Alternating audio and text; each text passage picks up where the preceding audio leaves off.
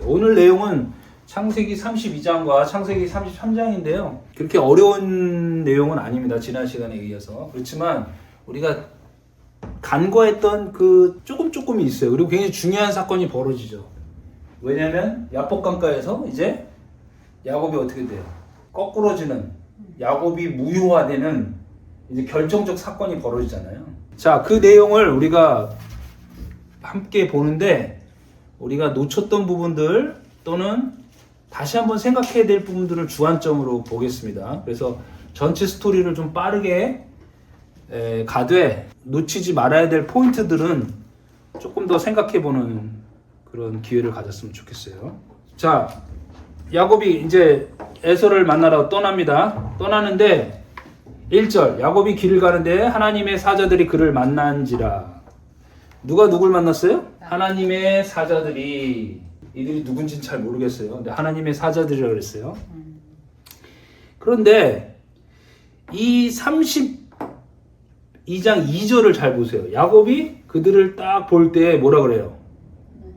하나님의 군대라 그러죠? 그러니까 야곱이 이 사람들을 뭐라고 지칭한 거예요? 하나님의 군대라고 지칭한 거예요. 그리고 그 땅을 뭐라 그래요? 마하나임이라고 명칭을 붙였습니다. 어디서 비슷한 스토리 아니에요? 하나님의 사자가 오르락 내리락 했던 땅이 있었죠. 베델이었죠. 그러니까 야곱이 그 땅을 뭐라고 명칭해요? 하나님이 그 땅을 베델이라고 명칭했어요? 안 했다 그랬죠. 야곱이 그 땅을 여기는 하나님의 집이야 라고 자기가 명칭을 해놓고 돌기둥을 세운 다음에 자기가 기름을 부어놓고 하나님하고 뭘 했어요 그때? 딜했잖아요. 내가 여기서 이제 떠나가지고 삼촌 라반 집에 하나까지 갔다 오면, 안전하게 갔다 오면 내가 당신을 하나님이라고 부르겠소. 당신은 나의 하나님이 될 것이요. 그리고 나는 11조를 바칠 것이요. 라고 딜하는 장면이 나오잖아요. 기억나세요? 이거 중요합니다. 왜냐면 이거 되게 중요합니다. 왜 그러냐면 이 땅으로 돌아가라 그래요. 나중에 하나님이 이 야곱 보고 너 옛날에 이 땅 기억나니? 베델 땅 기억나니? 거기로 돌아가. 알겠니? 그게 되게 중요한 얘기예요. 왜 그런 줄 아세요? 여기를 자기가 종교적자로서 속였던 땅 아니에요. 그러니까 하나님의 임재를, 하나님의 은혜, 하나님 여호와의 사자가 오르락내리락 했던 그 하나님의 임재 사건을 자기만의 종교적 딜로 바꾼 사건 아니에요 이게. 근데 이 우여곡절을 다 겪고 나서 야곱 보고 이 땅으로 다시 돌아가라 그러는 거예요. 그러니까 그것이 이스라엘이라고 그러는 거예요. 이거 이따가 나중에 결론적으로 나오지만 이때 하나님하고 딜을 했던 그 야곱이잖아요. 근데 나중에 이 야곱을 뭘로 바꿔요? 이스라엘로 바꾸잖아요. 그 정체성을 완전히 회심하게 만들잖아요. 이 속이는 자에서부터 하나님이 통치하는 자로 바꾸잖아요. 그래 놓고 어디로 돌아가라 그래요? 옛날에 너가 있었던 자리로 돌아가라 그러는 겁니다. 이건 굉장히 중요한 이미지죠. 왜 그래요? 그래서 지난번에 우 집사님이 중요한 얘기 하셨어요. 이스라엘로 이름을 바꾼 후에도 하나님이 야곱을 지칭할 때 어떻게 지칭한다 그래요? 야곱아 또는 이스라엘 혼용한다 그랬죠? 왜 그러냐? 뒤에 나올 내용이지만 얘기가 나왔으니까 왜 그러냐? 우리의 회심은 우리가 있던 자리를 바꾸는 것이 아니라 우리가 바뀐 거죠. 우리의 있던 자리는 똑같은 거예요.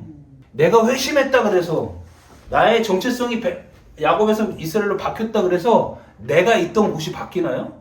내가 머물렀던 자리가 바뀌냐고요. 내가 머물렀던 돌베개가 바뀌냐고요. 바뀌지 않잖아요. 바뀐 건 뭐예요? 내 마음이죠. 내 마음 성질이 바뀐 거잖아요. 야곱 속이는 자에서부터 하나님의 인치심으로 이스라엘로 바뀐 거잖아요. 그러니까 내가 처해 있는 상황은 똑같다고요. 내 가정 똑같고, 내 교회 똑같고, 내 직장 똑같고, 내 경제적 상황 똑같고, 다 똑같단 말이에요. 그게 베델인 거예요. 그런데 누가 바뀐 거예요? 상황은 그대로지만 바뀐 건 내 마음 성전이 바뀌니까 그 상황을 어떻게 해석해요? 다르게 해석할 수 있는 거예요. 그게 이스라엘이라는 거예요. 그러니까 하나님께서 이 베델로 가라고 하는 거예요. 그래서 나중에는 엘베델로 만들겠다. 하나님의 집에 하나님으로 만들겠다는 얘기를 하는 거죠. 이건 결론적으로 나오는 얘기. 혼용하는 이유가 하나님이 야곱을 이스라엘로 바꿔줬지만 그 이스라엘 야곱에게는 베델이 있는 거죠. 여전히 베델이 있는 거죠. 여전히 자기 야곱의 자가 있다는 예, 얘기죠. 예. 이렇게 그렇게 하면 이런 부분 보세요. 33장에서 에서한테 달려가서 키스하잖아요. 그리고 에서가 뭐라고 그러냐면요. 나랑 같이 입자 그래요. 근데 야곱 뭐라 그래요? 싫다 그래요. 싫다 그래요. 그래놓고 어디로 가요? 수포시라는 데로 가요. 에서를 20년 만에 만나서 끌어안고 화해를 했잖아요. 야곱이 염려하는 내용이 있는 거예요. 그래놓고 왜? 나는 숫곳으로 갈래. 장막에 관한 자, 초막에 관한 자로 숨어 들어가는 거예요. 그리고 여기서부터 어디로 가요? 세겜으로 가잖아요. 하멜, 세겜 주장 하멜을 만나잖아요. 디나 사건이 벌어지는 거예요. 여기에 자아가 여기에서 이스라엘을 바꿔줬잖아요. 근데 여기의 형태는 누구의 형태예요? 이스라엘이 아니라 야곱의 형태를 갖고 있잖아요. 그러니까 결국에는 우리의 이게 굉장히 지금 야곱의 스토리가 굉장히 심오하거든요. 왜냐하면 우리 안에 있는 종교적 자아가 이런 모습이야라고 얘기를 하시는 거예요. 아주 심층적으로. 근데 그 종교적 자아는요, 종교적 언어를 사용합니다. 우리도 그렇잖아요. 은혜 받았습니다. 은혜 받으세요. 뭐 할렐루야. 하나님이 함께 하십니다. 우리가 종교적 언어를 매일 사용하잖아요. 근데 야곱이 그렇단 말이에요, 지금.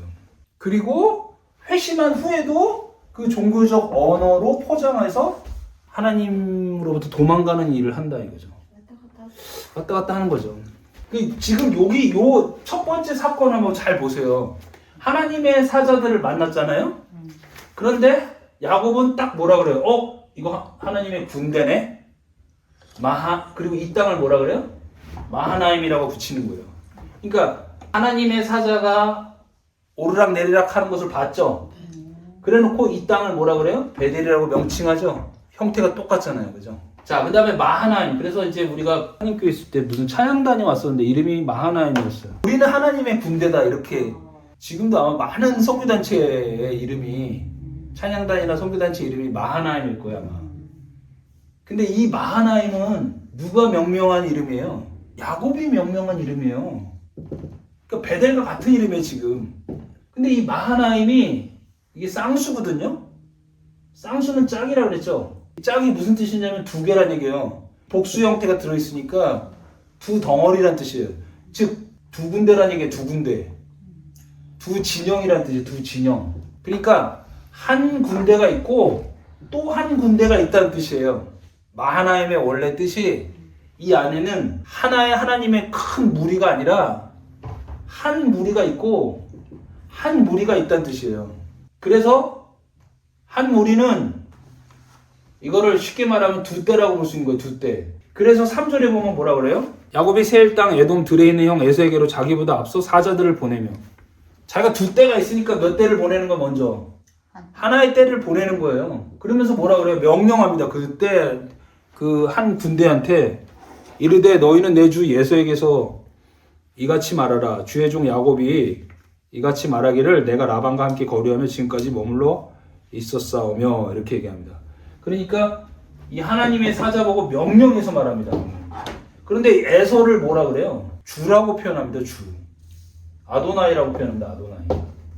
그러니까 지금 이 야곱의 종교적 자아의 심리 상태는 자기의 생존과 안녕을 생각하는 한 마음이 있고 또 하나님을 만났다는 그 생각도 있는 거예요. 그러니까 종교적자의 어떤 그런 언어가 있는 거예요. 언어. 종교적 언어가 있는 거예요. 근데 하나님 감사합니다. 저에게 이런 리소스, 자원을 허락해 주셔서 감사합니다. 라고 해놓고 그 자원을 어디에다 써요? 내 생존과 내 안녕에다 쓰려는 마음이 있는 거예요. 그래서 제가 그렇게 써놨죠. 하나님 감사합니다. 이제는 제가 알아서 하겠습니다. 하나님 저를 찾아와 줘서 감사합니다. 그런데 이제는 제가 알아서 할게요. 그러니까 이게 지금 베델에서 만났던 그 하나님의 오르락내리락 사건하고 아주 흡사합니다. 지금 그죠? 하나님하고 딜을 하는 거죠. 자, 그 다음에 5절부터 보겠습니다. 내게 소와 나귀와 양떼와 노비가 있으므로 사람을 보내어 내 주께 알리고 내 주께 은혜 받기를 원하나이다. 이 내 주가 누구예요? 자, 계속 에서 이 내 주가 몇 번 나오는 줄 아세요? 8번, 9번 막 나와요. 8번 나온다 그러네. 사자들이 야곱에게 돌아와 이르되 우리가 주인의 형 에서에게 이른즉 그가 400명을 거느리고 주인을 만나려고 오나이다. 그랬더니 야곱이 어때요? 자, 사자들이 와가지고 어휴 야 에서 400명 끌고 온대. 그랬더니 야곱이 갑자기 어떻게 돼요? 두렵고 답답하여. 이게 야곱의 자아의 현실이에요. 하나님의 사자와 자기의 전략이 분명히 2개나 갖고 있었음에도 불구하고 400명이라는 숫자를 딱 들으니까 두렵기만 한 것이 아니라 마음이 답답한 겁니다. 답답합니다. 그래서 다시 이제 전략을 짭니다. 자기와 함께한 동행자와 양과 소와 낙타를 다시 뭘로 나눠요? 2떼로 나누고 이르되 한 떼를 치면 남은 한 떼는 피하리라. 우리 표현으로 하면 포트폴리오죠. 포트폴리오. 둘 다 망할 수는 없다. 한 때가 망하면 한 때는 남지 않느냐. 이게 이제 전략이에요, 전략. 그쵸. 플랜 B죠. 그러니까 생존 전략은 생존 전략대로 짜는 거예요. 그러니까 옛날에 이런 말 있잖아. 장모님들이 농사에 가뭄이 들어가지고 막 모여가지고 비 좀 오게 해달라고 우리 기도합시다. 다 같이 기도하고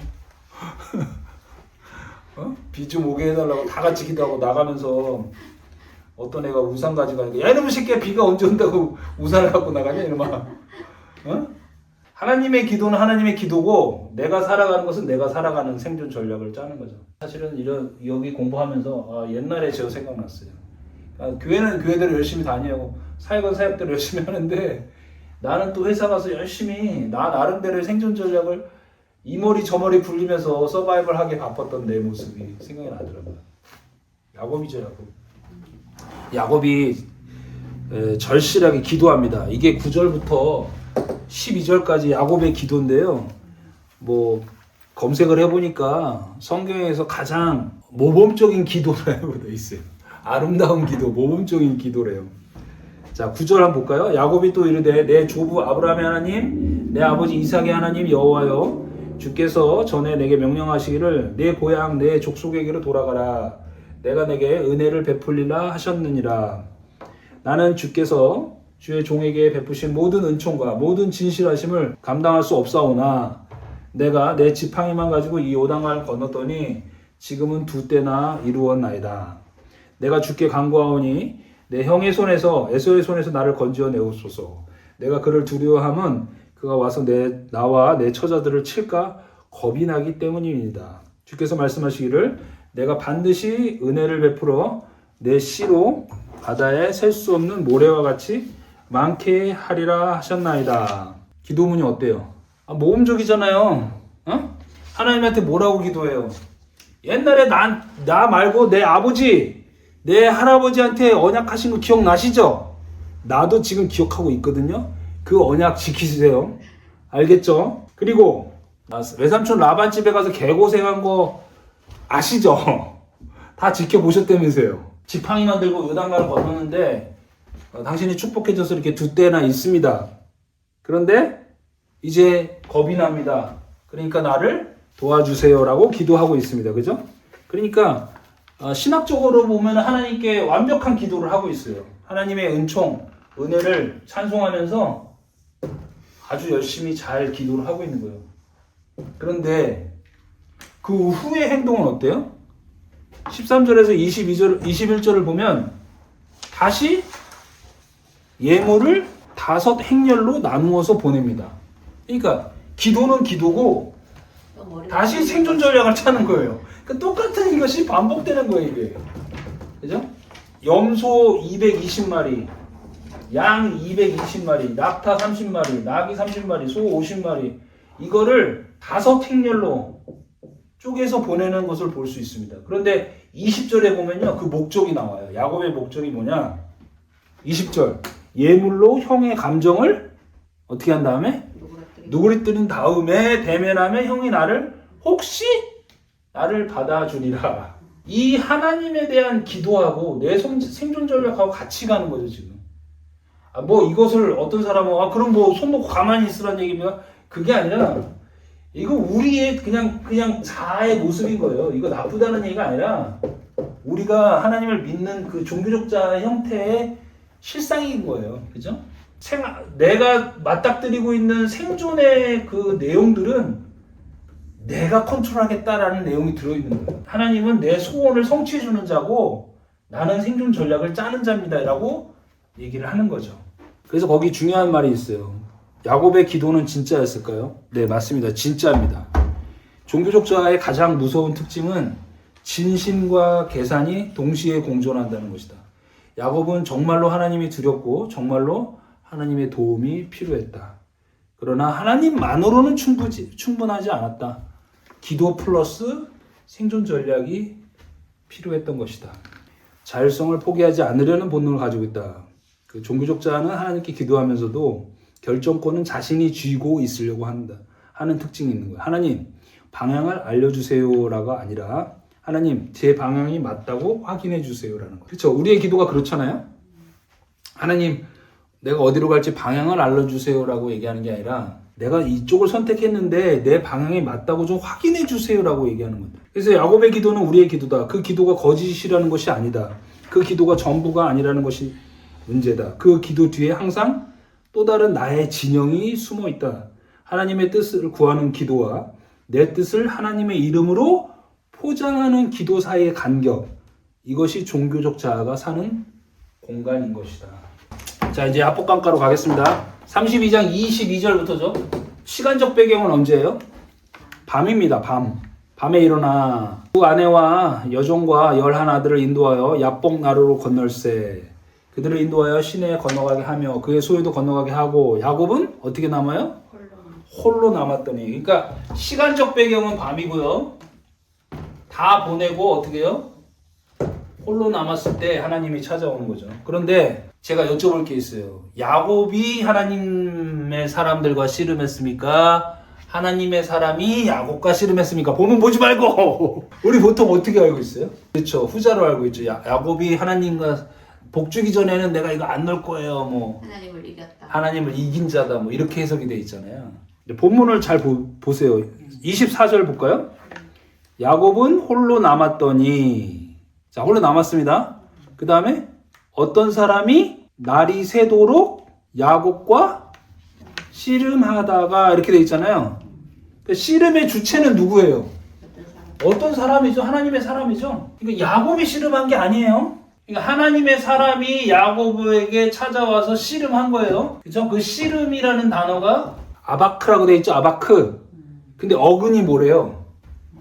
먼지입니다. 먼지. 뒤에 엉켜서 먼지가 날 정도로 또는 다 둘 다 부서질 정도로 씨름을 했다는 얘기예요. 25절. 자기가 야곱을 이기지 못함을 보고 그가 야곱의 허벅지 관절을 침해. 야곱의 허벅지 관절이 그 사람과 씨름할 때 어긋났더라. 여기는 허벅지 관절에 되어 있는데 다른 성경에 뭐라고 되어 있어요? 환도뼈라고 되어 있죠. 환도뼈. 어디 뼈라 그랬어요? 골반. 그러니까 생식기를 둘러싸고 있는 고관절이라고 그랬죠. 생식기를 둘러싸고 있는 뼈를 쳤어요. 쳐서 부러뜨리는 거죠. 그러니까 생식기는 사실은 생명의 근원지잖아요. 그거를 쳤다는 얘기는 생명을 쳤다는 얘기죠. 그리고 가장 힘의 원천을 쳤다는 얘기죠. 근데 이 쳤다는 단어도요, 나가입니다. 나간데 히브리어로 이거 가볍게 만지다는 뜻이에요. 그러니까 우리가 상상할 때 막 하나님의 사람이 어떻게 했다는 얘기예요? 살짝 만진 거야. 살짝 만지니까 어떻게 돼요? 부서진 거야. 살짝 만졌는데. 또 환도뼈를 카프 야레크라 그러는데 이 카프라는 뜻이 손이라는 뜻이에요. 손. 그러니까 손으로 살짝 만진 거예요. 지금까지 형 에서를 속여가지고 복탈 취해가지고 라반 집에 가서 속이고 레아, 라헬, 비라, 실바 속이고 나중에 양새끼 그거 뭐야 접붙이는 거 그것도 속이고 이거 다 인생이 여기까지 와서 또 종교적 언어를 쓰고 하는 것들 다 밤에 혼자 딱 남았는데 하나님이 찾아와서 너 인생 그거 너가 갖고 있는 힘, 너가 갖고 있는 전략, 너가 갖고 있는 술수, 너가 의존하는 모든 것 다 무효화시키겠다. 부숴버리겠다. 이것이 진정한 회심인 거죠. 그러니까 하나님의 찾아오심이죠. 하나님의 회심 사건인 거죠. 홀로 남아 저 구절 읽으면서 어떻게 자기 가족들 앞에 다 보내고 자기만 저렇게 혼자 살겠다고 하면 그렇죠. 그렇죠. 끝까지 그러니까 끝까지. 아니 에서가 이렇게 강 건너 보냈으면 에서가 가족들을 치면 그렇죠. 다 죽는데 자기만 그렇죠. 사는 거죠. 그렇죠. 강이 이렇게 있는데 네. 여기 다 보내고 자기 혼자 이렇게 있는 거예요. 그러니까 야곱은 지금 가족들을 보고 있는 거죠. 그리고 에서가 와서 400명이라는데 이 가족들 치면 어떻게 되는 거예요? 자기는 지금 중조하고 도망가겠다는 얘기 아니에요. 그러니까 이제 하나님이 얘를 칠 때 그런 내용까지 너 지금 무슨 생각을 하는 거야? 응? 아주 얍삽하구나. 이따 나오겠지만 너 이름이 도대체 뭐냐 이렇게 나오잖아요. 야코프입니다 이렇게 나오잖아요. 밤의 선택 왜 혼자였을까? 야곱은 가족과 재산을 모두 야복강 너머로 보내고 홀로 남는다. 이 외로운 밤은 의도적이었을까 우연일까? 성경은 이 밤의 고독을 의미 있게 그리고 있다. 종교적 자아는 군중 속에서는 역할을 연기할 수 있다. 그러나 혼자 있을 때, 어둠 속에서 모든 것이 벗겨졌을 때 비로소 진짜 자아가 드러난다. 하나님이 먼저 달려드셨다. 야곱이 하나님을 공격한 게 아니다. 하나님이 먼저 야곱에게 달려드셨다. 왜요? 하나님은 야곱이 요단강을 건너가기 전에 반드시 부셔버려야 될 것이 있다는 것을 아셨기 때문이다. 에서보다 무서운 적은 야곱 안에 있었던 것이다. 그것은 자기 자신이다. 환도뼈 사건. 인체에서 가장 강력한 힘의 중심이다. 씨름에서 힘의 근거가 되는 거야. 하나님은 밤새 씨름하다가 손가락 하나로 야곱의 환도뼈를 치신다. 나는 처음부터 너를 이길 수 있었다는 선언이다. 동시에 이것은 야곱이 자기 의존과 자기 충분성의 붕괴를 의미한다. 내 손으로 할 수 있다는 야곱의 평생의 자아상이 한순간에 무너지는 사건인 것이다. 야곱 인생의 회심 사건이니까 이 부분이 참 하이라이트라고 볼 수가 있는 거죠. 그런데 그 자아가 모두 무효화되는 그 순간에 환도뼈가 탈퇴가 됐어요. 그런데 26절이죠. 그가 이르되 날이 새려하니 나로 가게 하라. 야곱이 이르되 당신이 축복하지 아니하면 가지 못하게 하리이다. 축복을 간청하죠. 하나님은 이제 간다 그러는데 야곱은 보내지 않겠다 그러죠. 야곱의 입장에서는 나를 이렇게 무력화시키고 무효화시킨 이분을 내가 보내줘야 되나? 아니면 막 지금 움직이지도 못하고 있는데 붙들고 축복해 주시옵소서 라고 간청을 해야 되나? 이 둘 사이가 있는 거죠. 야곱은 끝까지 놓지 않았어요. 이제 그는 힘으로 붙잡는 게 아니라 약함으로 매달리고 있다. 이것이 진정한 신앙의 모습일 수 있다. 강할 때 하나님을 이용하는 것이 아니라 무너진 후에 하나님을 붙잡는 것. 이것이 진정한 신앙의 모습이 아닌가. 그러니까 이제 이 부서짐을 통해서 이 야곱의 무효함을 통해서 이제 하나님의 새 생명이 시작되는 것을 시작하신 거죠. 그러니까 야곱도 태도의 좋은 점은 뭐예요? 끝까지 붙잡는 거죠. 하나님의 내용이 27절에 나오죠. 그 사람이 그에게 이르되 네 이름이 무엇이냐 이르되 야곱이니이다. 자 이제 붙잡고 있으니까 야 너 이름 뭐야? 야곱입니다라고 합니다. 야코프입니다. 아케브가 이제 발 뒤꿈치죠. 그러니까 발 뒤꿈치를 잡은 자입니다. 이 발 뒤꿈치를 잡았다는 얘기는 뭐예요? 속이는 자라는 뜻이에요. 왜 속이는 자라는 뜻이냐면 이 에서의 발꿈치를 뒤꿈치를 잡고 나온 자잖아요. 에서는 어떤 존재예요? 현실적 존재잖아요. 그러니까 현실의 가장 끄트머리를 잡고 종교적 추구를 하는 자다라는 얘기예요. 그게 속이는 자라는 얘기예요. 그런 자입니다라고 자기 정체성을 확인해주면서 자기 직면을 하게 하는 거죠. 그랬더니 하나님께서 뭐라 그래요? 이름을 바꿔주시죠. 내 이름을 다시는 야곱이라 부를 것이 아니요 이스라엘이라 부를 것이니 이는 네가 하나님과 및 사람들과 겨루어 이겼음이니라. 자 여기 이제 오역이 많이 발생하는데요. 이 이스라엘은 하나님과 싸워서 이긴 자라는 뜻이 아니에요. 이스라엘은 이스라엘에서 이스라가 있고 엘이 있죠. 그러면 엘은 하나님이죠. 그럼 이스라는 뭐냐? 이스라는 지배하다, 씨름하다는 뜻이에요.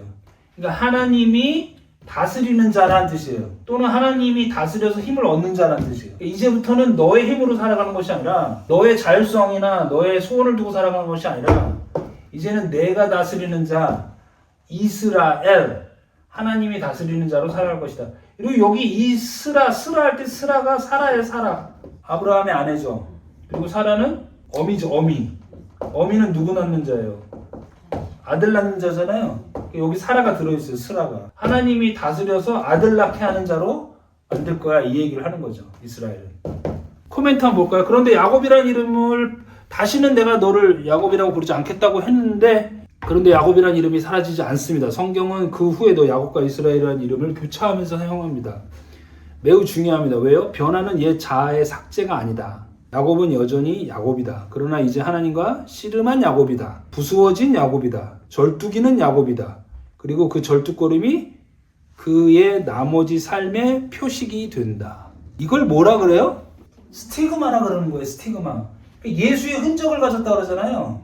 바울이 그랬죠. 그게 스티그마예요. 지금 야곱은 저는 자, 완전히 자기의 부서짐을 가지고 삶을 살아가게 되는 거예요. 이후로. 그러니까 하나님의 흔적, 예수 그리스도의 흔적을 가지고 스티그마의 삶을 가져가는 거예요. 그렇다고 해서 야곱이 아닌 게 아닌 거예요. 이름이 바뀌었다고 해서 야곱이 어디 가는 게 아니잖아요. 여전히 자기 자아는 속이는 자의 자아가 살아있는 거잖아요.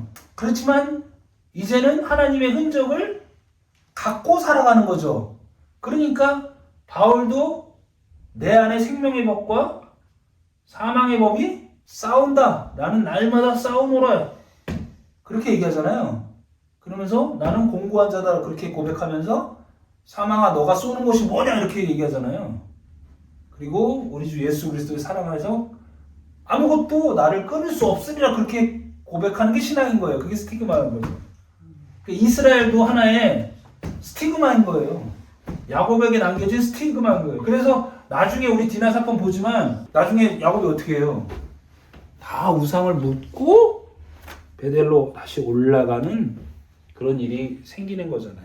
환도뼈의 경험은 누구에게도 온다. 거기 한번 볼까요? 열심히 살아온 커리어가 한 방에 무너질 때, 내가 옳다고 믿었던 관계나 신념이 무너질 때, 건강이나 재정이 무너질 때, 오랫동안 숨겨왔던 나의 진짜 이름, 두려운 자, 외로운 자, 속이는 자라는 나의 진짜 이름이 고백되는 순간, 그때 우리는 두 가지 반응을 하나를 선택해야 된다. 보내라. 하나님 없이 나 혼자 일어서겠다. 또는 축복하지 않으면 보내지 않겠다. 부서진 채로 절뚝이면서도 스티그마를 가지면서도 하나님을 붙잡겠다. 푸니엘은 종교적 자아가 진짜 신앙으로 전환되는 임계점이다. 그 전환은 거의 언제나 부서짐, 자아의 무효함에서부터 온다. 하나님은 야곱을 강하게 만들기 위해서 씨름하신 것이 아니다. 야곱을 부수어서 진짜로 만들기 위해서 씨름하신 것이다. 절뚝거리면 패배의 흔적이 아니라 하나님을 만난 자의 흔적인 것이다. 야곱이 청하여 이르되 당신의 이름을 알려주소서. 그 사람이 가로되 어찌하여 내 이름을 묻느냐 하고 거기서 야곱을 축복한지라. 하나님한테 이름을 알려주소서 그러잖아요. 대통령한테 명함 주세요라는 건 똑같은 거야. 대통령 명함 있게요 없게요? 대통령은 명함 없어요. 그런 점 궁금해 본 적 없어요? 대통령인 명함이 있을까 없을까?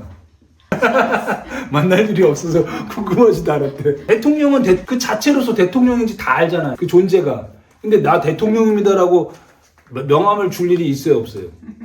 없잖아요. 그러니까 하나님한테 당신 이름이 뭐예요? 라고 물어보면 하나님이 그냥 웃는 거죠. 축복하시는 거죠. 근데 이제 그 사건이 언제 나타나요? 저때 나타나죠.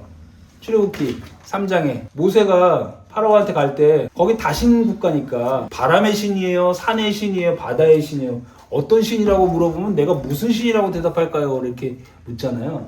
그때 저렇게 대답하죠. 아헤라 아세라 아헤라. 그러니까 나는 존재해야 하는 신이다. 나는 태초부터 지금도 존재하고 영원히 존재하는 신이다. 이렇게. 그러니까 나는 나다라는 거죠. 그게 하나님의 이름인 거예요.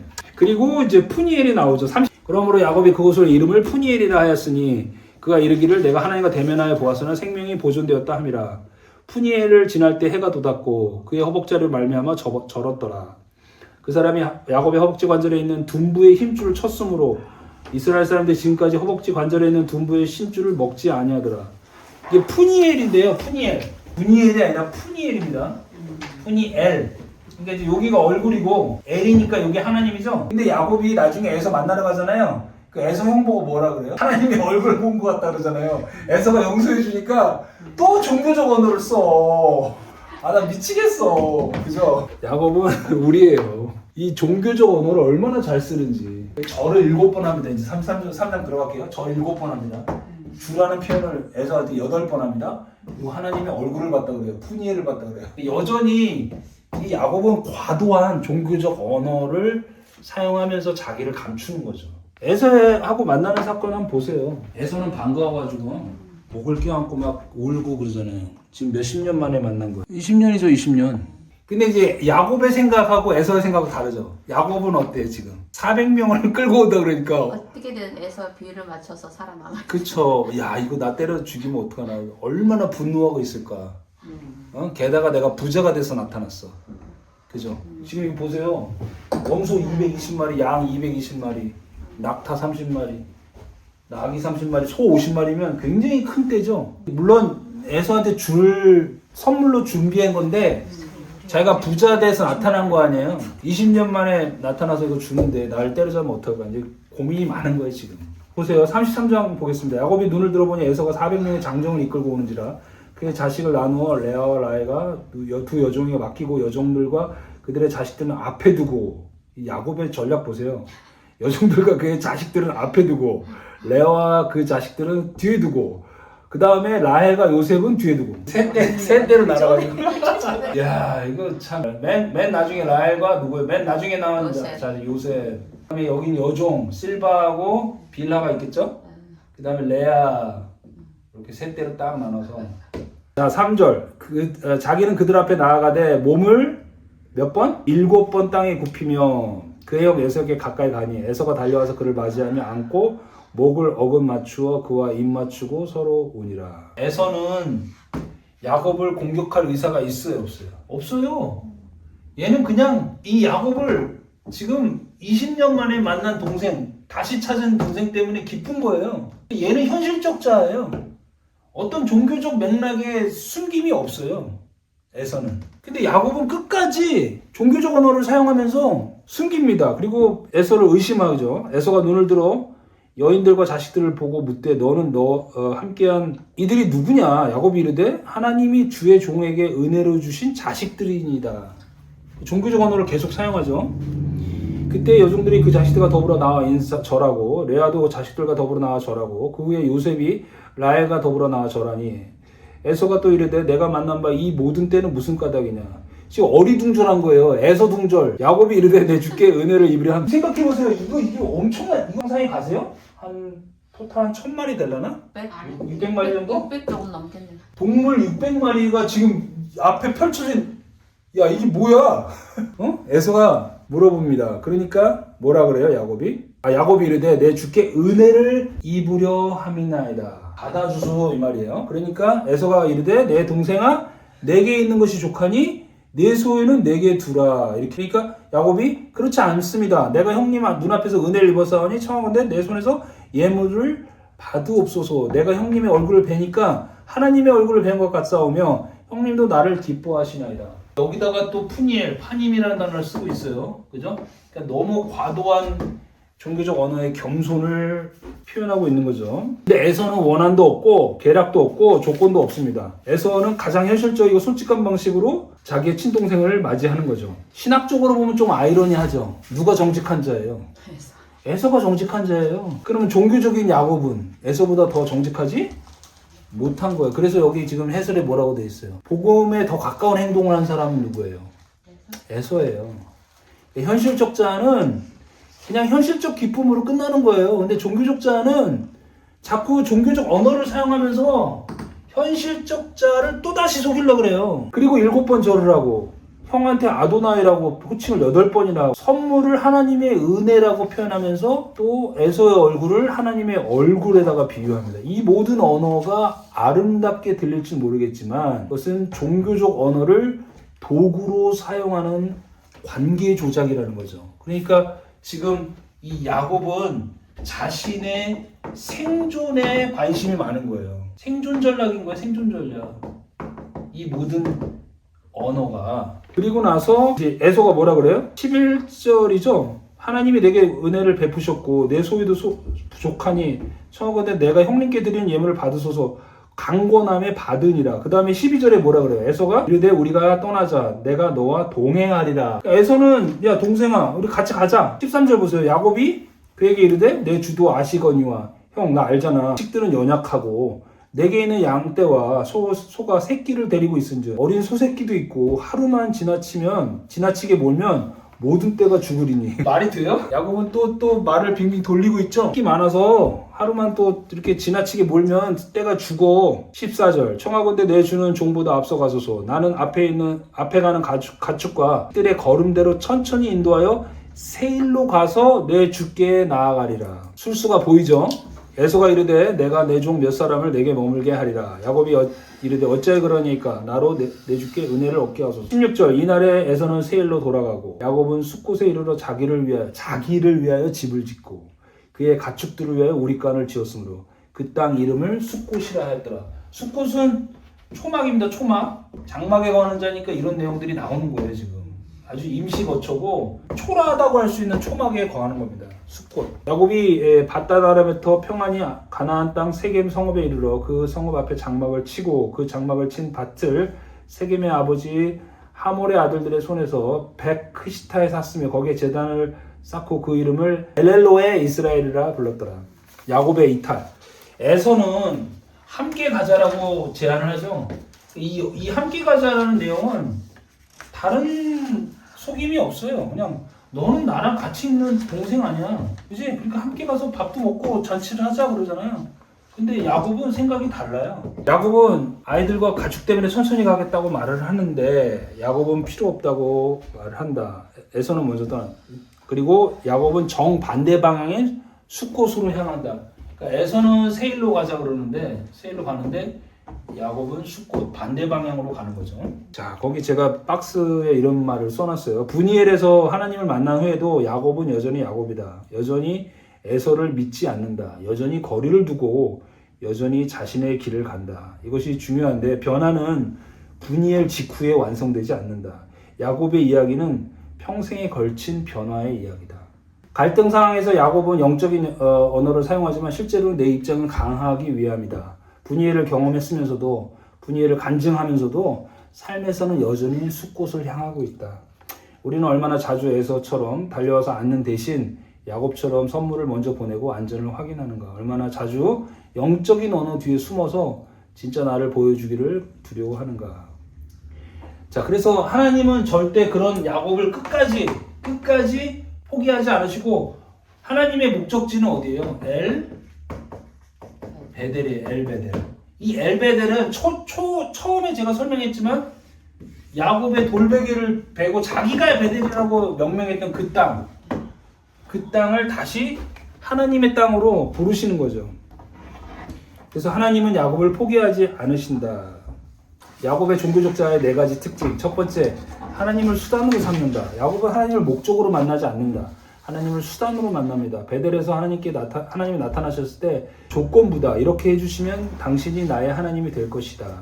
이것이 야곱의 기도의 구조다. 하나님이 먼저가 아니라 내가 원하는 게 먼저고 하나님이 그것을 이루어 주시는 분입니다. 이 구조로 야곱은 평생을 삽니다. 야곱복강가에서도 마찬가지다. 밤새 씨름하며 기도하지만 그 기도의 내용은 여전히 에서의 손에서 나를 구해달라입니다. 하나님의 목적이 아니라 문제의 해결책을 달라는 것이죠. 두 번째로 망상으로 세상을 해석한다. 야곱에게 에서는 무엇인가요? 그냥 형입니다. 오랫동안 20년 동안 못 본 형이죠. 에서는 야곱에 대해 아무 계획이 없어요. 에서는 야곱을 만나 온 것은 단지 수십 년 만에 만난 동생이 그리워서입니다. 그런데 야곱은 그것을 어떻게 해석합니까? 내가 밤새 기도했더니 하나님이 에서의 마음을 녹이셨군요. 에서는 가만히 있었습니다. 그냥 동생이 그리웠을 뿐입니다. 그런데 야곱의 종교적 자아는 이 평범한 인간의 감정을 기도의 응답으로 해석해 버립니다. 이것이 종교적 망상입니다. 세상의 모든 일을 자신의 신앙 프레임으로 해석을 합니다. 잘 되면 하나님 축복이고 안 풀리면 원수의 공격입니다. 세상이 나를 괴롭히는 것은 내가 하나님을 믿기 때문이다. 어려운 일 해결되면 그것이 바로 기도 응답이다. 이 틀 안에서 하나님은 늘 내 편이어야 되고 세상은 늘 나를 핍박하는 나의 적인 것이죠. 이것이 바로 종교적 망상인 것이죠. 세 번째, 종교적 자아는 폭력으로 규결된다. 야곱의 아들들이 세겜 사람들을 학살한 사건, 디나 사건인데요. 야곱의 아들들의 한 행동은 야곱의 행동이다. 야곱의 아들들은 세겜의 땅을 땅의 일로 처리하지 않습니다. 남녀 간의 문제를 하나님의 백성이 더럽혀진 사건으로 해석합니다. 그리고 할례를 조건으로 걸어 남자들을 무력화시킨 다음에 학살하고 재물을 약탈했습니다. 표면적으로는 여동생을 위한 복수였는데요. 실제로는 재물이었습니다. 그리고 그 행위는 하나님의 이름으로 정당화시켰습니다. 이것이 야곱 드라빔의 최종 결과입니다.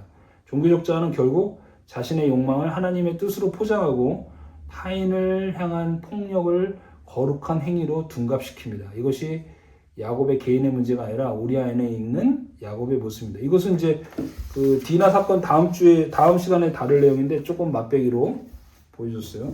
그 디나 잠깐 얘기하자면 그 하몰 있죠? 세겜 아버지 하몰이 디나를 강간했다라고 되어 있잖아요. 그 강간이라는 단어가 달라요. 성행위라고 되어 있어요. 그러니까 둘이 이거 뭐 해석하기 좀 나름인데 둘이 연애를 했다를 볼 수 있는 거예요. 충분하게. 근데 그걸 가지고 재물을 다 뺏어오잖아요. 그 뺏어올 때 이 야곱의 형제들이 오히려 강간을 해요. 그 언어가 강간이라는 단어가 들어있어요. 거기. 다음 시간에 할때. 네 번째, 종교적자는 결코 스스로 무너지지 않는다. 야곱의 가장 안타까운 특징인데요. 끝까지 포기하지 않습니다. 야복강가에서 환도뼈가 부러져도 축복을 달라고 합니다. 에서에게 굴욕적으로 7번 절을 하면서도 여전히 자신의 계획 안에 있습니다. 디나 사건으로 다 무너진 뒤에도 또다시 헛발질을 합니다. 야곱을 가지고 희망을 찾으려면 절대 못 찾을 것 같아요. 이 사람은 끝까지 이래요. 이것이 종교적자의 본질인데 자정 능력이 없는 거죠. 스스로 돌이키지 않는 거죠. 욕망에 하나님의 이름을 붙이는 한 그 욕망은 자발적으로 내려놓지 않습니다. 왜냐하면 거룩한 것처럼 느껴지기 때문이죠. 이것이 곧 우리의 모습이다.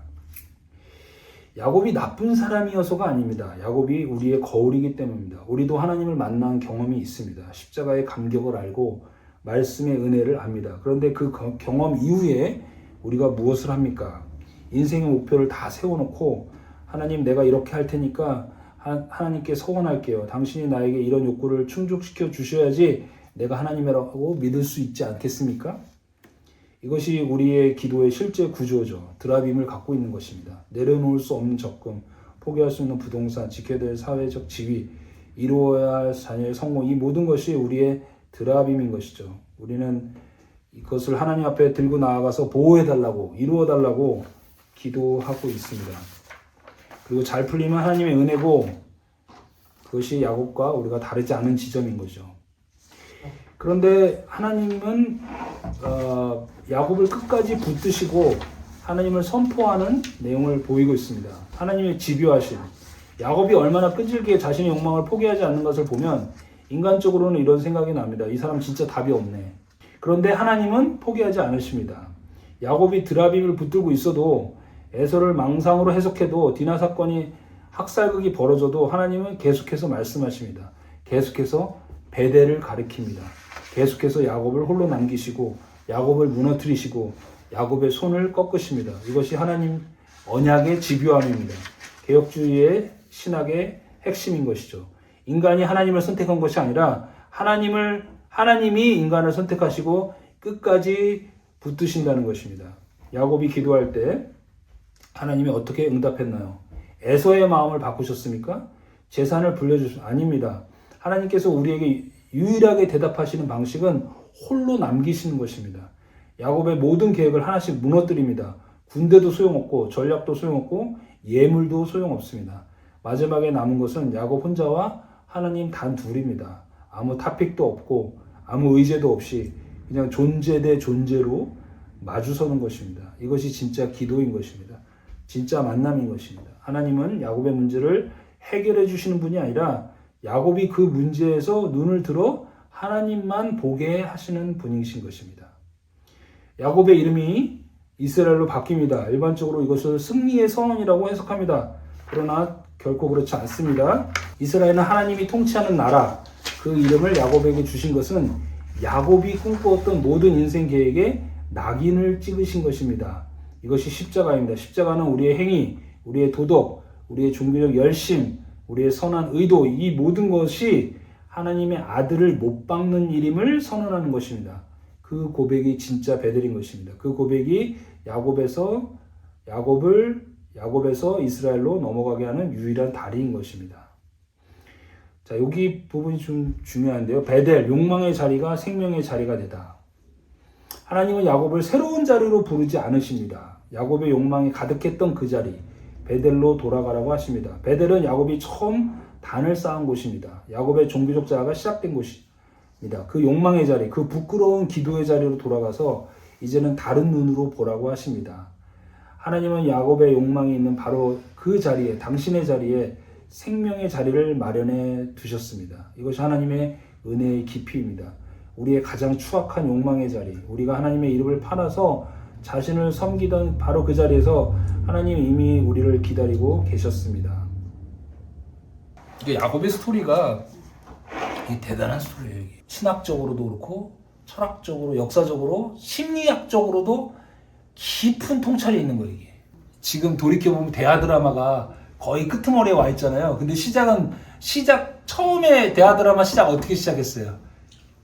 이거 상중이 나왔다 막 기뻐했잖아요. 발목 잡고 나왔어 한 놈이. 거기서부터 시작된 거 아니에요, 스토리가. 이게 하나님이 스토리가 기가 막힌 거예요. 지금 11 아들이죠. 베냐민 아직 안 나왔죠.